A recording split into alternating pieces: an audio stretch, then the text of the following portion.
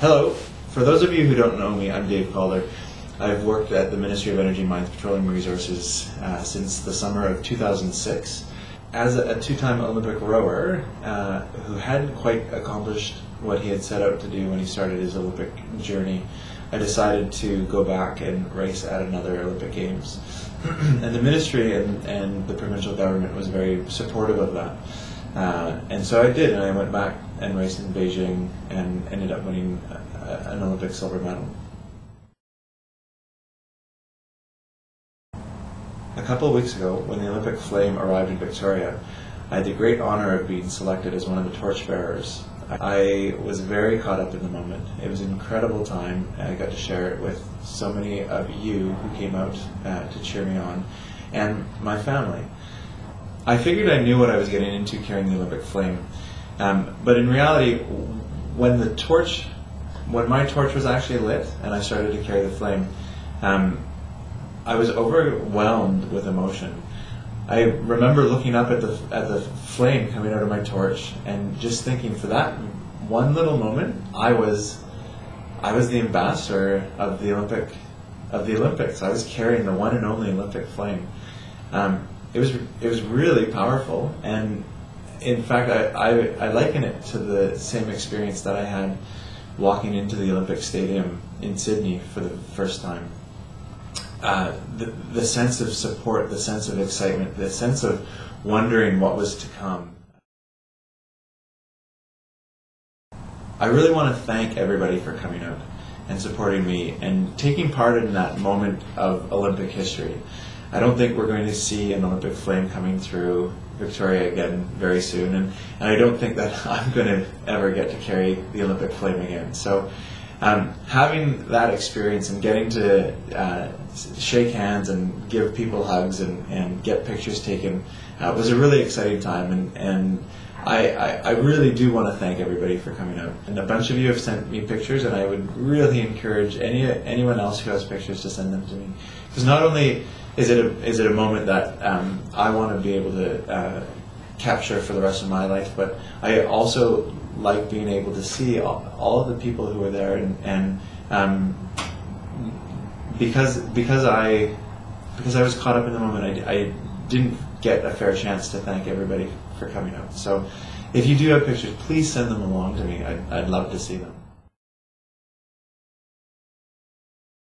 I was selected to be a torchbearer because of work that I'm doing for the province and for the Canadian Olympic Committee. It's a project called Project Blue Sky, and it's a social network and online tool that encourages individuals in Canada and across the globe to reduce their personal carbon. It's kind of taking off right now as we head into the Games, and I think we're going to see it a lot more in the field of play, on CTV, as Games roll around. So if you have the opportunity, check it out at www.projectbluesky.ca. This is the real thing. This is the torch that I ran with. But let me show you the inside of one of these things. So you pop this down, and you take the cover off, and you have the inside of the torch.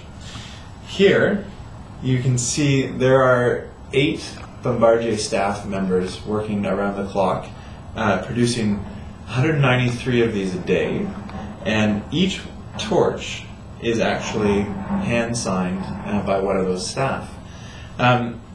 Here is the area where the propane tank screwed in.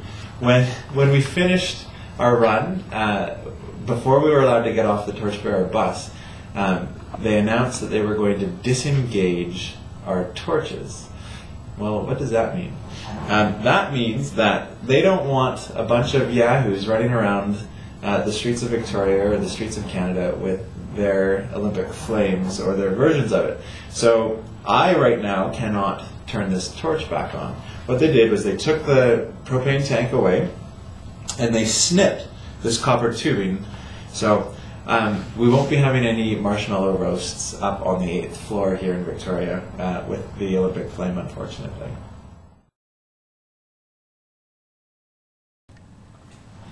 The games are going to be here in less than 80 days. And with the games come thousands of incredible, inspiring role models for all of us. When I go out and I talk to elementary school kids and high school kids, I tell them not to be afraid to dream. And I think that the opportunity that we have is we're going to see athletes living out their dreams. They're going to showcase to us how to live fearlessly, how to step out of the box and take risks. And you know what? I learned through my 3 Olympics that success doesn't come the first time.